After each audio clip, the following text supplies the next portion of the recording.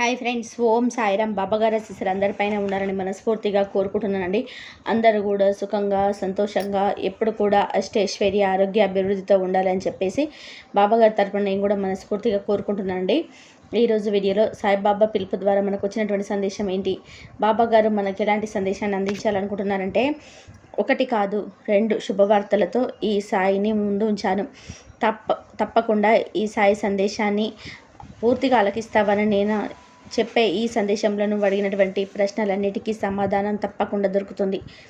తప్పకుండా వింటావు కదూ అని బాబాగారు అయితే మనతో ఒక చక్కటి సందేశం ద్వారా మన ముందుకు వచ్చారండి. ఇలాంటి సందేశాన్ని బాబాగారు మనకు ఎందుకు అందించాలనుకుంటున్నారనేది మనం ఆయన మాటల ద్వారా తెలుసుకుందాం. వీడియో మొదలుపెట్టే ముందు ప్రతి ఒక్కరికి ఒక చిన్న రిక్వెస్ట్ అండి. ఈ సందేశం కనుక మీ అందరికీ నచ్చినట్లయితే తప్పకుండా వీడియోకి లైక్ చేసి మరికొంతమంది సాయి భక్తులకు మీరు చేయడానికి ఒక చిన్న ప్రయత్నం అయితే చేయండి. ఇంకా కొత్తగా మన ఛానల్ ఎవరైనా చూస్తుంటే కనుక సబ్స్క్రైబ్ చేసుకొని సపోర్ట్ అయితే చేయండి ఫ్రెండ్స్. ఇక మీకు ఎలాంటి బాధలు ఉన్నా సరే ఆ బాబా గారిని నేను పూజ చేసినప్పుడు కంపల్సరీ అయితే అడుగుతాను. అలాగే కామెంట్ సెక్షన్లో కామెంట్ అయితే చేయండి, ఓం సాయిరామ్ అని. ఒకటి కాదు రెండు శుభవార్తలతో నేను ముందుకు వచ్చాను. ఈ సాయి సందేశాన్ని పూర్తిగా ఆలకిస్తావని అనుకుంటున్నాను. ఎప్పుడు కూడా నీ కుటుంబానికి అంతా మంచి జరగబోతుంది. కన్నీరు పెట్టడం వలన ఉపయోగం అంటూ ఏమైనా ఉంటుందా చెప్పు? నీ ఆరోగ్యం దెబ్బతిరడం తప్ప ఇక ఏం ఉపయోగం ఉండదు. పెద్ద కష్టమే వచ్చింది, నేను ఒప్పుకుంటాను. కానీ అదే పనిగా దాని గురించి తలుచుకుంటూ ఉండిపోతే కనుక జీవితం అంతా కూడా వేదనభరితం అవుతుంది కదా. జీవితంలో మార్పు అనేది సహజంగానే జరుగుతూ ఉంటుంది. జీవితం మంచిగా సాగుతున్న సమయంలో చెడు ప్రవేశించడం ఎంత సహజమో, చెడు రోజులు అనుభవిస్తున్నటువంటి ఈ కష్ట సమయంలో మంచి జరగడం కూడా అంతే సహజం. కాకపోతే మన జీవితంలో చెడు ప్రవేశించినంత తొందరగా మంచి ప్రవేశించదు.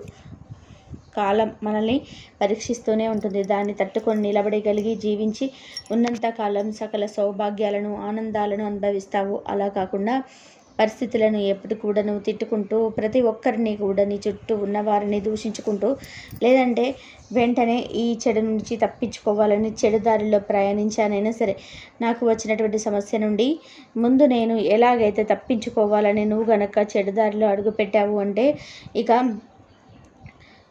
భయంకరమైనటువంటి రోజును నువ్వు తప్పక అనుభవించవలసి వస్తుంది. కొందరు అనుకుంటూ ఉంటారు, మేము ఎప్పుడు కూడా ఎలాంటి అన్యాయం చేయలేదు, అయినప్పటికీ భగవంతుడు ఎందుకు ఇలా శిక్ష వేస్తున్నాడు, అసలు మమ్మల్ని భగవంతుడు కూడా ఎందుకు ఇలా బాధ పెడుతున్నాడు, మేము ఎవరికి ఏం పాపం చేశామని భగవంతుడిపై నిందిస్తూ ఉంటారు. కానీ ఇది మీరు తప్పక తెలుసుకోవాలి. జన్మించిన ఎవరికైనా సరే తెలుసో తెలియకనో ఏదో ఒక పాపం అనేది చేస్తూ ఉంటారు. దాని ప్రతిఫలం ఎంత వారినైనా సరే ఖచ్చితంగా అనుభవించాల్సి ఉంటుంది. సరే, అవన్నీ వదిలే. ఇప్పటి వరకు జరిగినటువంటి గతం గురించి ఇక పూర్తిగా మర్చిపో. నీకు జరిగినటువంటి కష్టాలు సమస్యలు నిన్ను ఎంతగా బాధ పెట్టాయో ఆ రోజును వాటన్నిటికీ గురించి ఇక పూర్తిగా మర్చిపో. నీకు మంచి జీవితం ప్రసాదించబోతున్నాను. అలాగే శుభగడియలు కూడా నీకు అతి త్వరలోనే రాబోతున్నాయి. శుభవార్తల మీద శుభవార్తలు నువ్వు తప్పకుండా వింటావు. నీవు ఏదైతే కోల్పోయావో అవన్నీ కూడా తప్పక తిరిగి పొందుతావు. ఎవరైనా సరే పోగొట్టుకున్నవన్నీ కూడా తప్పకుండా పొందుతారు. ఒక్కొక్కరు వెంటనే పొందితే మరికొంతమందికి కొంచెం కొద్దిపాటి ఆలస్యం జరుగుతుంది. అంతే తప్ప ఎవరికి ఎప్పుడు కూడా అన్యాయం అయితే జరగదు. కానీ నేను చెప్పేది కాస్త అర్థం చేసుకోండి. ఎప్పుడు కూడా చెప్తూ ఉంటాను, ఏదైనా కానీ మీరు తిరిగి పొందగలం కానీ అనుకోవచ్చు, కానీ ఎవరినైనా కోల్పోయినప్పుడు మాత్రం వారిని తిరిగి పొందడం అసాధ్యం. అందుకే జీవించి ఉన్నప్పుడే ప్రతి ఒక్కరితో కూడా ప్రేమగా ఉండండి అని చెప్తూనే ఉంటాను. ఎందుకో తెలుసా, ఏదైనా వస్తువు మీ నుండి దూరం అయితే మరలా మీరు దానిని తిరిగి పొందే అవకాశం ఉంటుంది. అలాగే ధనం, బంగారం, బంధాలు, లేదంటే ప్రేమలు, ఇవన్నీ కూడా తిరిగి పొందడానికి ఆస్కారం అనేది ఉంటుంది. అయితే ఏదైనా కానీ జీవితంలో మరలా మనకు దొరకని విధానంగా కోల్పోయినప్పుడు అలాంటి వారిని తిరిగి పొందాలి అంటే అది అసాధ్యమవుతుంది. కాబట్టి ఉన్నప్పుడే వారి ప్రేమను అర్థం చేసుకొని సంతోషంగా ప్రేమతో వారితో ఆనందంగా గడపండి అని చెప్తూ ఉంటాను. బాబా నాకు వచ్చినటువంటి నష్టం ఏంటో నీకు తెలుసు. నేను ఎంత బాధపడుతున్నానో కూడా నీకు తెలుసు. ఆ బాధ నా కుటుంబం కూడా ఎంతగానో ఇబ్బందులకు కూరుకుపోయిందని కూడా నీకు తెలుసు. మరి మమ్మల్ని ఇలాంటి పరిస్థితుల్లో చూస్తూ కూడా నువ్వు ఇలా మౌనంగా ఎందుకున్నావు? ఇలాంటి పరిస్థితులను మాకు ఎప్పుడు కూడా కోల్పోయేలాగా చేస్తావు. ఎప్పుడు కూడా మేము ఈ సమస్యలు కానీ ఇవన్నీ కూడా నీకు అన్నీ తెలిసినయే, కానీ అన్నీ కూడా మాకు తెలిసి ఎందుకు మళ్ళా పరీక్షిస్తున్నావు? అసలు మేము చేసినటువంటి తప్పేంటి? ఎవరికి ఎలాంటి అన్యాయం చేయలేదు. ఎప్పుడు కూడా ఎవరిని కూడా పల్లెత్తి మాట కూడా మేము అనలేదు. మాకు తెలిసి ఎలాంటి పాపం ఎవరికి చేయలేదు. మేము ఎందుకు ఇలాంటి కష్టాల పాలవుతున్నాము? ఇలా కష్టాల పాలవుతున్నా కూడా భగవంతుడైనటువంటి నువ్వు అలాగా చూస్తూ ఉండడానికి కారణం ఏమిటని నువ్వు నన్ను అడుగుతున్నావు కదూ. అందుకు కేవలం మీరు చేసుకున్నటువంటి జన్మానుసారంగా ఇప్పుడు ఈ జన్మలో మీరు కొన్ని అనుభవించాల్సి ఉంటుందని చెప్పాను కదా. కాబట్టి అలాంటి చిన్న సమస్యలు కానీ లేదంటే ఇంకేదైనా మీరు ఎదుర్కొన్నటువంటి కొన్ని ఇబ్బందులు కానీ తప్పకుండా మీరు వాటిని ఎదుర్కొని తీరాల్సిందే. లేదంటే ముందు రోజులలో ఇంకా మిమ్మల్ని ఎక్కువగా బాధించే అవకాశం అనేది ఉంటుంది. కాబట్టి వచ్చినప్పుడు మీరు వాటిని పూర్తిగా అనుభవిస్తే అది ఎంతవరకు ఆ కర్మ తీరిపోతుంది.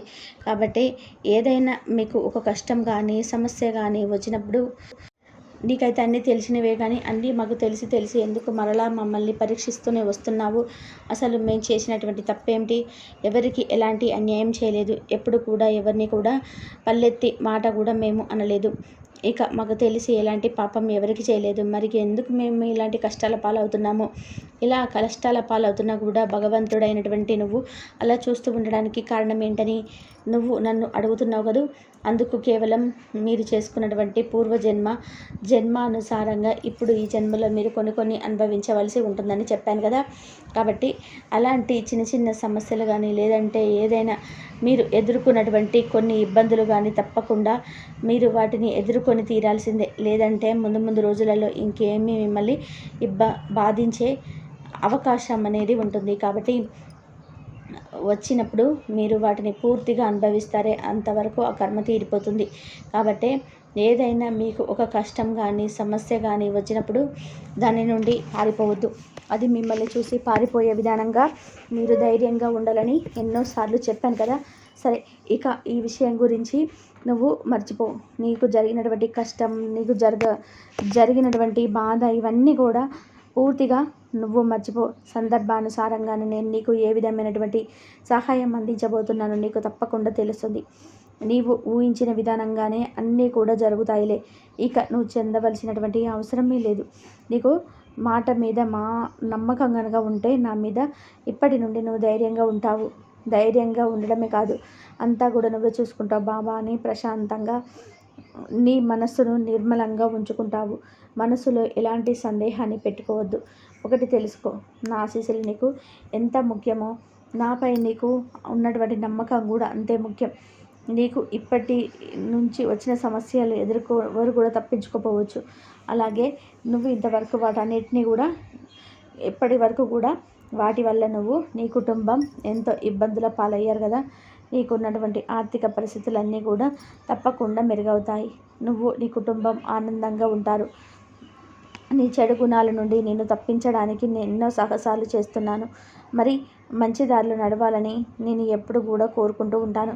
అసలు దుఃఖమే లేనటువంటి వారి సమస్యలను, కష్టాలు లేని వారు ఈ ప్రపంచంలో ఎవరైనా ఉన్నారా? ఎవరు లేరు. కాబట్టి నవ్వుతూ ఉండడమే నిజమైనటువంటి ఒక గొప్ప యోగం.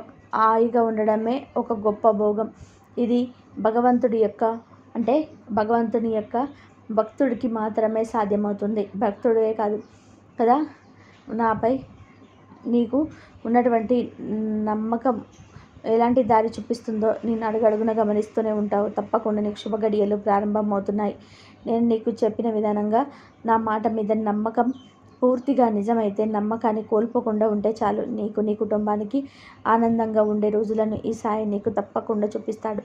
నా భక్తులు నన్ను వారి కోరికలను అడగడం చాలా సులభంగా ఉండవచ్చు, కానీ నా నుండి భక్తులు కొంత ఫలితాన్ని పొందుతున్న ప్రతిసారి కూడా వారి కర్మలో కొంత భాగాన్ని నేను భరిస్తూ వస్తున్నాను. అది నా శరీరాన్ని మాత్రమే భావిస్తుంది, కానీ నా భక్తులు నవ్వినప్పుడు నేను ఎంత తృప్తి చెందుతానో, నా శరీరం నా ఆత్మలో ఉన్నటువంటి గాయాలున్న భక్తుల చిరునవ్వుల కోసం నేను ఏదైనా చేస్తాను అని వారికి ఎప్పుడు వాగ్దానం చేశాను. ఇక నుండి నీవు నీ కుటుంబం సంతోషంగా ఉంటారు. సరేనా? నేను నీకు మాట ఇస్తున్నాను. నువ్వు ఎన్నో సంవత్సరాలుగా ఎన్నో రకాల సమస్యలతో బాధపడుతున్నావు. నిజమే, నేను ఒప్పుకుంటాను. కానీ ఉద్యోగ సమస్యలతో ఎప్పుడు కూడా నువ్వు మదన పడుతూ ఉంటావు.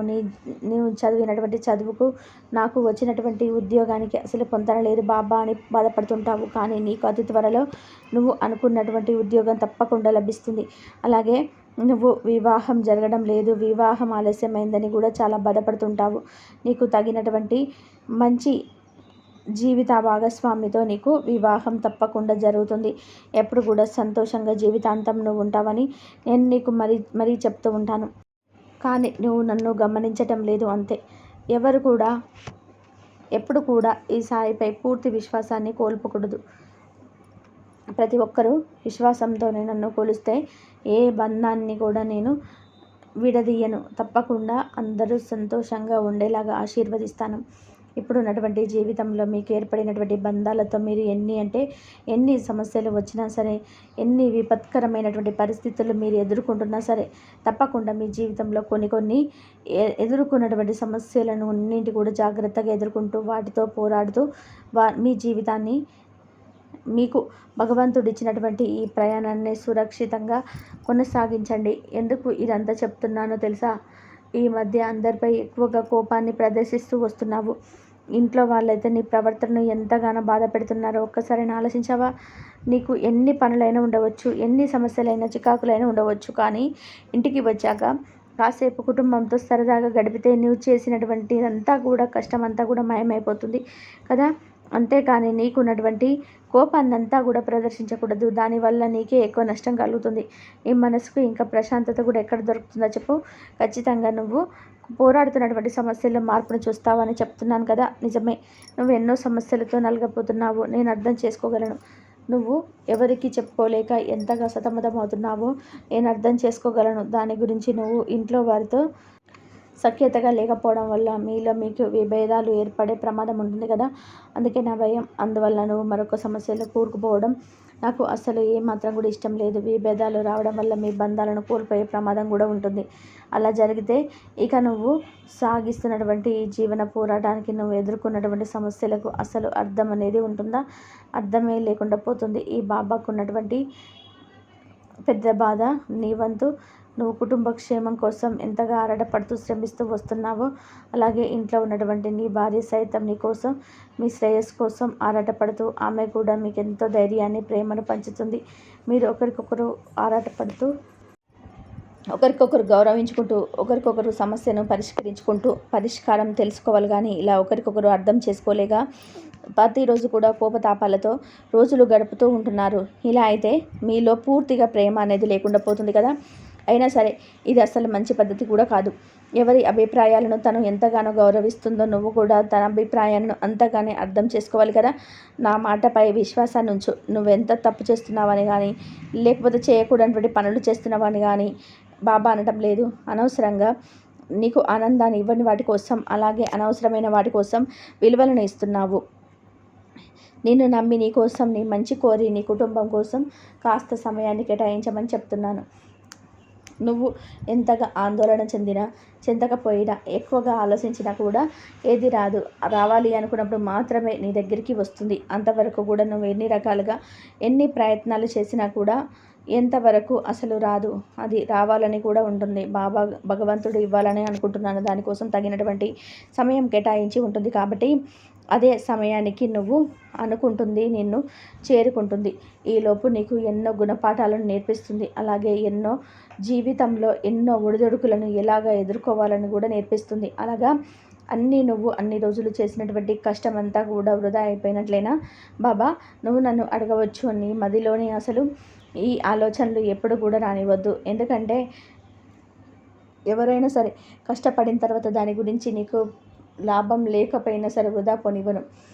నువ్వు నిరుత్సాహపడవచ్చేమో, కానీ నేను కష్టాలన్నీ కూడా తగినటువంటి పరిష్కారం కానీ తగినటువంటి లాభము కానీ ఈరోజు కాకపోయినా కాస్త ఆలస్యమైనా సరే నీకు తప్పకుండా ఈ బాబా అందిస్తాడు. నువ్వు ఒక సమయాన్ని నువ్వు ఒక పని కోసం వినియోగించావు కదా, అంటే అది తప్పకుండా నీకు ఏదో ఒక సమయంలో ఉపయోగపడుతుందని అర్థం. ఇది మాత్రం నిజం. నీ పనిలో నువ్వు తప్పకుండా మార్పును చూస్తావు. ఎన్నో రోజులు నీ కల తప్పకుండా నెరవేరబోతుంది. అలా చేస్తాను. నీ కోసం కావాలంటే మంచి మంచి అవకాశాలనైనా సరే నేను సృష్టించి ఇస్తాను. నువ్వు ఊహించినటువంటి మంచి ఆశీర్వాదం నీకు దక్కబోతుంది. అకస్మాత్తుగా ఈ జరిగిన సంఘటనలతో నీ మనసు కూడా కుదుటపడబోతుంది. నేను నీకు హామీ ఇస్తున్నాను కదా, ఇకనైనా నీ మనసును ప్రశాంతంగా ఉంచుకుంటావు కదూ. ఇకనైనా నీ కుటుంబంతో సఖ్యతగా ఉంటుంది. వారితో సంతోషంగా ప్రశాంతంగా గడుపుతావని నాకు మాట ఇస్తావా బాబా? నీకు ఎన్ని విషయాలు చెప్పాలని అనుకుంటున్నాను, కానీ నా మనసులో నా ఆధీనంలో ఉంచుకోలేనంతగా అలాంటి పరిస్థితి నాకు ఏర్పడింది. కాబట్టి ఈ మధ్య నేను ఎవరితో సఖ్యతగా ఉండలేకపోతున్నాను.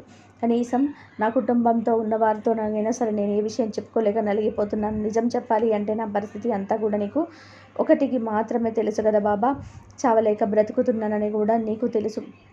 నా మనసులో మాట నీకు చెప్పలేకపోయిన ప్రతిదీ కూడా నువ్వు నన్ను అర్థం చేసుకుంటావు. ఎందుకంటే నా మనసులో ఎప్పుడు కూడా నువ్వే ఉన్నావు కాబట్టి. ప్రత్యేకంగా నేను ఎప్పుడు కూడా ఏది చెప్పుకోను, అలాగే చెప్పుకోవాలని కూడా ఎప్పుడు అనుకోలేదు. ఏదైనా కానీ ఇది నువ్వు ఇచ్చినటువంటి జీవితమేనని అనుకుంటున్నాను.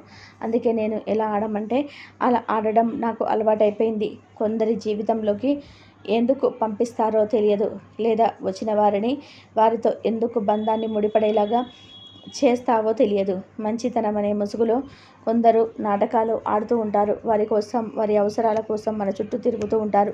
వారి అవసరం తీరిపోయేంత వరకు కూడా నటనలు, అలాగే కేవలం బంధం పేరుతో ప్రేమ ఆప్యాయతలు అనుకుంటూ ప్రతిరోజు కూడా నటిస్తూ వస్తారు. అలాంటి వారి మధ్య బ్రతకలేకపోతున్నాను. అలాగే నా బిడ్డల భవిష్యత్తు కోసం నేను ఎంతగానో కొంత కష్టపడాలని అనుకుంటూ ఉంటున్నాను. కష్టపడ్డానికి కూడా, కానీ తగినటువంటి లాభం మాత్రం నాకైతే అస్సలు అందించడం లేదు. తప్పకుండా నేను ఎంచుకున్నటువంటి పనిలో మంచి లాభాన్ని నువ్వు ఇస్తావని నేను ఎంతగానో ఆశపడుతున్నానని నీకు కూడా తెలుసు కదా. నిజం చెప్పాలి అంటే బంధాల విలువలు తెలియని వారిని జీవితంలోకి ఇక పరిచయం చేస్తావు బాబా. అలాంటి వారిని ఎక్కువగా నమ్మేలా చేస్తావు. సర్వం కోల్పోయిన తర్వాత కానీ జీవితం అంటే ఏంటో, వారు ఏం చేశారో, జీవితంలో ఎంత నాశనం అయిపోయామో అనేది తర్వాత తెలుస్తుంది. ఇంకెన్ని తప్పులు చేశామనేది కూడా ఎప్పుడు కూడా వాటన్నిటిని గురించి నేను అడగడం లేదు బాబా. నువ్వు అనుకుంటున్నది కేవలం లాభాన్ని మాత్రమే నాకు ఇవ్వమని కాదు, ఎప్పుడు కూడా అడుగుతున్నాను. ఆ లాభం కూడా నా బిడ్డల భవిష్యత్తు కోసం అడుగుతున్నాను. కాబట్టి ఇక నుండి నువ్వు ఏది చేసినా కూడా ఓర్పు సహనంతో ఓర్పికగా ఎదురు చూస్తూ ఉంటాను. మంచి లాభాన్ని నువ్వు ప్రసాదించేంత వరకు నేను నిన్ను ఏది అడగను. అందుకే చెప్పాను కదా, బంధం అనేది నీకు నువ్వుగా సృష్టించుకున్నది కాదు. కేవలం కర్మ ఫలితం కావచ్చు, లేదా పూర్వజన్మ సుకృతం కావచ్చు, అలా ఏర్పడినది. ఇవన్నీ కూడాను వాటి గురించి ఎక్కువగా ఆలోచించి లేనిపోని అనర్థమైనటువంటి ఆలోచనతో నీ జీవితాన్ని పాడు చేసుకోవద్దు. నీకు నేను మాట ఇస్తున్నాను. నీ కష్టానికి తగినటువంటి ఫలితాన్ని తప్పకుండా ఇచ్చే తీర్చానని ఇంతకు ముందు కూడా చెప్పాను కదా. మరలా నేను నీకు చెప్తున్నాను, ఈ బాబా ఏదైనా ప్రమాణం చేస్తే మాత్రం అది తప్పకుండా ఆలస్యమైనా సరే నెరవేర్చే మారి చూపిస్తాడు. నీకు కావాల్సింది నువ్వు అడుగుతున్నటువంటి లాభాన్ని నీ చేతిలో పెట్టేందుకు ఈ సాయి ఎల్లవేళలా సిద్ధంగానే ఉంటాడు. ఇక నుండి నీ మనసును పాడు చేసుకోకుండా చెడు ఆలోచనలతో ఆనందంగా గడపవలసినటువంటి జీవితాన్ని చేతులారా నాశనం చేసుకోకండి. నా బిడ్డలకు భవిష్యత్తు బాగుండాలని ఈ బాబా ఎప్పుడు కూడా కోరుకుంటూ ఉంటాడు. సంతోషంగా ఉండండి. ఈ సాయిపై పూర్తి విశ్వాసంతో నేను చెప్పినటువంటి సందేశాలన్నీ కూడా చక్కగా ఆలకిస్తున్నందుకు చాలా ధన్యవాదాలు. ఎప్పుడు కూడా ఈ సాయిపై విశ్వాసాన్ని పెంచుకున్న వారు ఎప్పటికీ కూడా బాధపడరు. సంతోషంగా మీ జీవితాన్ని ఎప్పుడు కూడా గడుపుతారని నేను నీకు మాట ఇస్తున్నాను. సో విన్నారు కదా ఫ్రెండ్స్, బాబా గారు చెప్పినటువంటి ఈ సందేశం మీ అందరికీ కూడా నచ్చింది అనుకుంటున్నాను. తప్పకుండా వీడియోకి లైక్ చేసి మరికొంతమంది సాయి భక్తులకు మీరు షేర్ చేయండి. కొత్తగా మన ఛానల్ని ఎవరైనా చూస్తుంటే కనుక సబ్స్క్రైబ్ చేసుకొని సపోర్ట్ అయితే చేయండి. ఇంకా కామెంట్ సెక్షన్లో మీకు ఓం సాయిరామ్ అని చెప్పేసి కామెంట్ అయితే చేయండి. ఇదండి ఈరోజు వీడియో. నా వీడియో కనుక మీకు నచ్చినట్లయితే ప్లీజ్ లైక్ చేయండి, షేర్ చేయండి, సబ్స్క్రైబ్ చేయండి. మరొక మంచి వీడియోతో మళ్ళీ కలుద్దాం. అందరూ బాగుండాలి, అందరిలో మనం ఉండాలి. ఓం సాయిరామ్. శ్రద్ధ సబూరి. బాబాగారి ఆశీస్సులు అందరిపైన ఉండాలని మనస్ఫూర్తిగా కోరుకుంటున్నానండి. మరొక మంచి సందేశంతో మళ్ళీ కలుద్దాం. ఓం సాయిరామ్. శ్రద్ధ సబూరి. ఓం సాయిరామ్. బాబాగారు ఏది చెప్పినా మన మంచి కోసమే చెప్తారు కాబట్టి ఓపిక, సహనం, శ్రద్ధ, సహనంతో కనుక ఉన్నట్లయితే అంతా మంచే జరుగుతుంది. కాబట్టి అందరూ బాగుండాలి, అందరిలో మనం ఉండాలి.